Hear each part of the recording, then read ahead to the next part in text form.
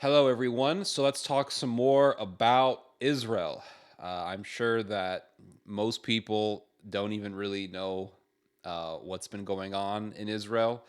I'm pretty sure there are a lot of people that you could meet up with and say, "Hey, have you heard about what's been going on in Israel lately?" And they would say something like, "Yeah, I heard something about what's going on over there. It's crazy. It's crazy. Yeah."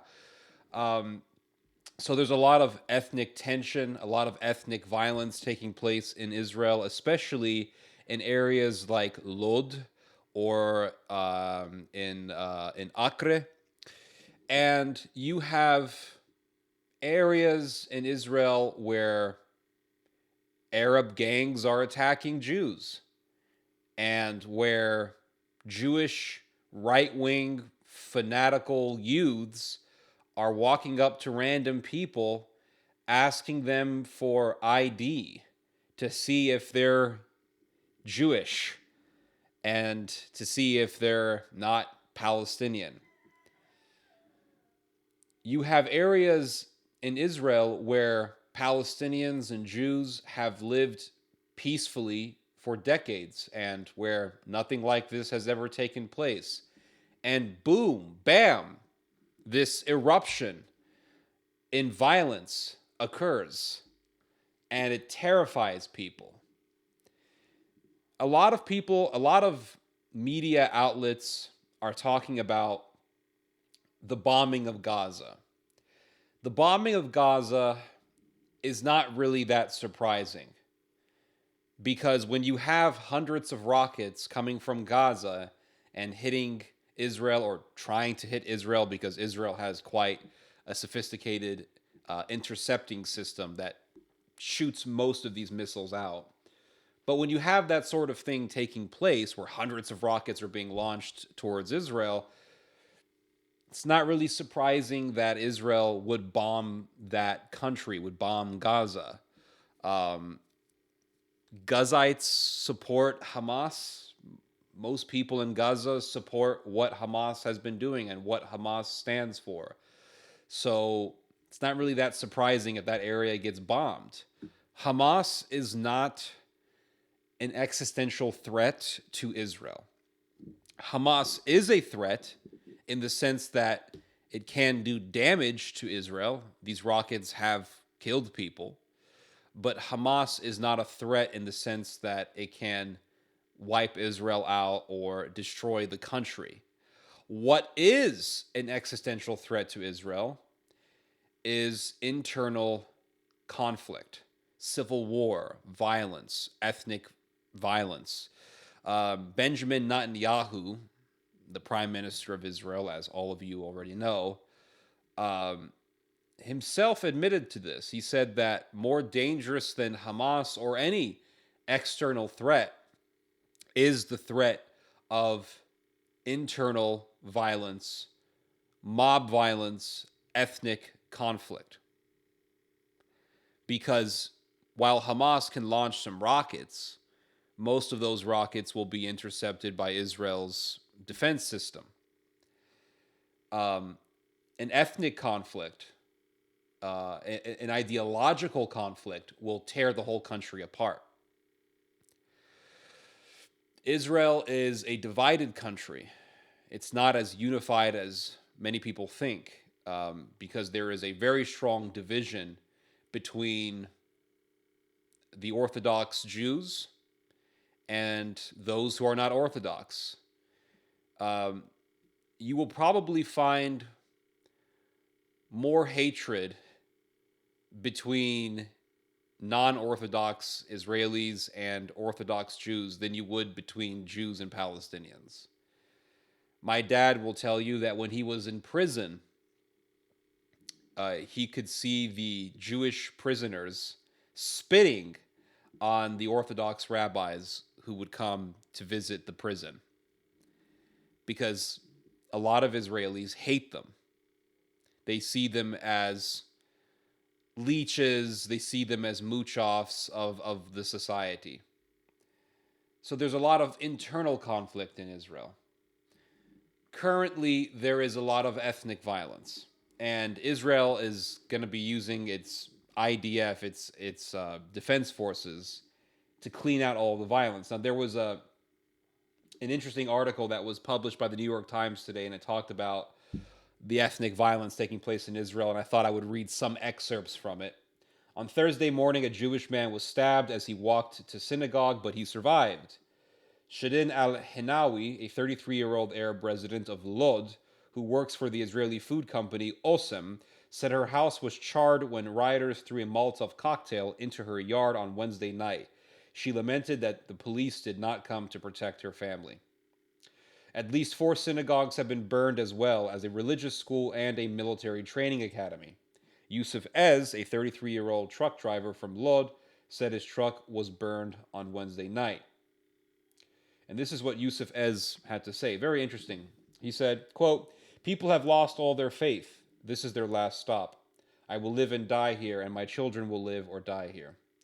Tahel Harris, a 27-year-old Jewish woman, said that for the last 3 nights, she and her husband and 2 children have been holed up at home behind locked doors while mobs of Arabs were setting cars on fire and throwing stones. On Wednesday night, the violence ramped up and the family heard live gunfire.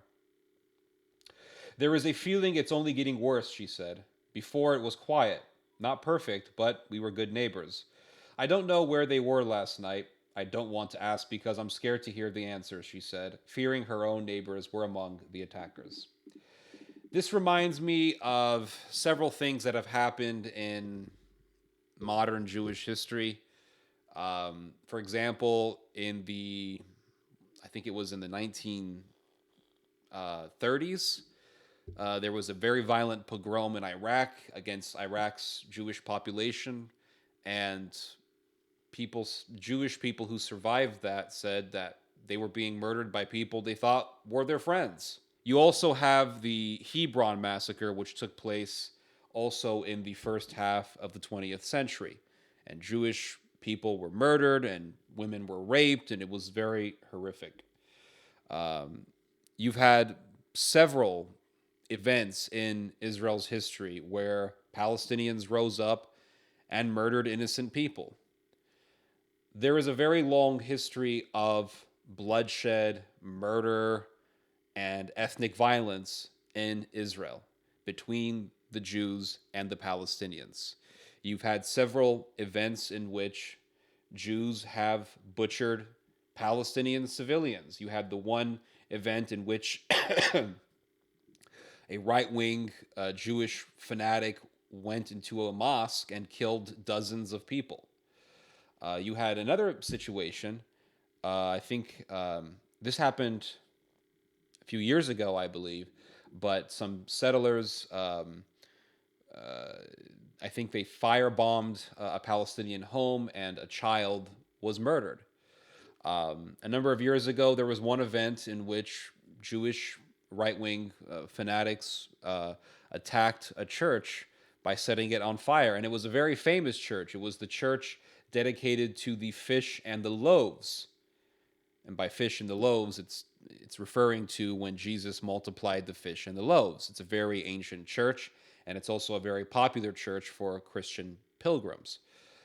Things like this happen in Israel. So the violence that is taking place in Israel is not really surprising, although it's a type of violence that has not been seen in decades. And to see neighbors killing each other, to see neighbors attacking neighbors, to see what's been taking place in Acre, where they are areas where you can't speak Hebrew because the Palestinians there don't want Jews around. And there are areas where you can't speak Arabic because the right-wing Jewish fanatics don't want Palestinians around. And there was one story that I read wherein in Acre, an old Palestinian man was interrogated by a group of Jewish youths who asked him in Hebrew for his ID. And he said, "I don't have to give you my ID." There was a police officer, an Israeli police officer, who was brutally attacked by Palestinians. And he had a very, very severe head injury. And he had to be taken to the emergency room. There was an Israeli guy who ran over some Palestinian teenager. There was another situation where a Palestinian guy rammed his car into Jewish demonstrators, and the Jews attacked him, almost killed him. People are losing their minds. People are, okay, people are really getting crazy. It's not just in Israel. You see this brewing all over the place. We saw this kind of surfacing in France, although it was quelled by coronavirus. But you saw this manifesting itself in France with the Yellow Vest movement. People were rioting, destroying property. We saw this with the riots in the United States in the summer of 2020 over George Floyd. What was that about? People were losing their minds. People were expressing hatred for the police that was completely unfounded and was not based on reason. It wasn't based on reason. You can't tell me that all cops are evil or all police officers are the imposers of a racist system just because of one story, George Floyd. That's pretty much all they got. Oh no, we got Freddie Gray and Tamir Rice. We got Breonna Taylor, and yeah, you look at all these stories and nothing really came about. Like, the outcome of all these stories didn't really prove your case. They proved the other side's case, that the police aren't bad. The Breonna Taylor case didn't prove their narrative against the police. The Rashard Brooks story, the Jacob Blake story, the one that just took place, Dante Wright, the Dante Wright story, the Ma'Khia Bryant story. All these stories did not prove the narrative. They got one story where the verdict was on their side. And that's all they got. Doesn't prove a damn thing. Doesn't prove that the police are part of this armed branch to impose systemic racism. But people are believing this stuff. That's the point. We are in a place, and this is the problem with human beings, we are open to manipulation. We're very vulnerable to being manipulated into very evil ideas and ideologies and religions and cults and beliefs that are just absolutely violent and insane. We are in a place where what doesn't matter, where truth does not matter. We are in a place where truth does not matter. We are in a place where what matters is what you can prove. What matters is what you can prove. In other words, what matters is how you can manipulate truth to present a case where it looks like your narrative has been proven true. We have the story of George Floyd. Twist the facts. Police are evil. What are they doing? They're trying to stoke and foment rebellion and violence. What has been taking place in Lod and in Acre and in other parts of Israel, that's what they want to do here. You have ethnic tensions in Israel between Jew and Palestinian. And it's been brewing for decades. Why? Because Palestinians have been told their whole lives that Israelis are evil. Israel is evil. And certain right-wing groups have been spreading the idea that Palestinians are parasites. They're parasites. When you have that level of tension simmering, it is bound to erupt in violence. In America, it's not as bad as in Israel, in all fairness. But nonetheless, in America, we have been told about racism time and time again for decades. Since we were little kids, we were told about racism, which isn't bad. I don't mind learning about the history of slavery or Jim Crow or the racist history that is in America. But the problem is that people take that history and they try to apply it to everything. And so blacks themselves will admit this. When they're little kids, their parents tell them about how bad the police is.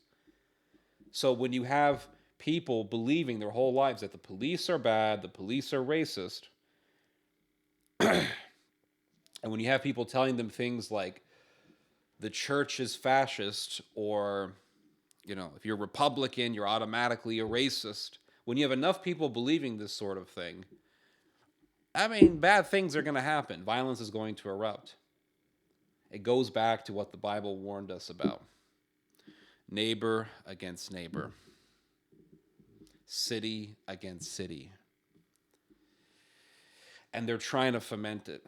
That's the thing. They're trying to stoke up all that craziness. And it's not just in Israel, it's not just in America. You see this sort of thing happening in the Balkans.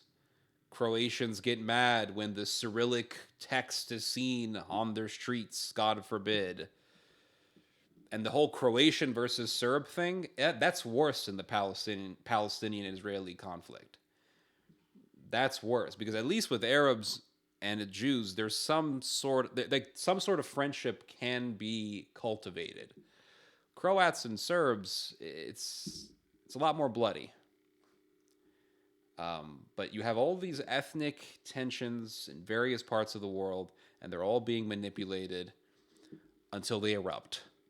And that's where things get very dangerous. Anyway, you guys just heard some theology. God bless.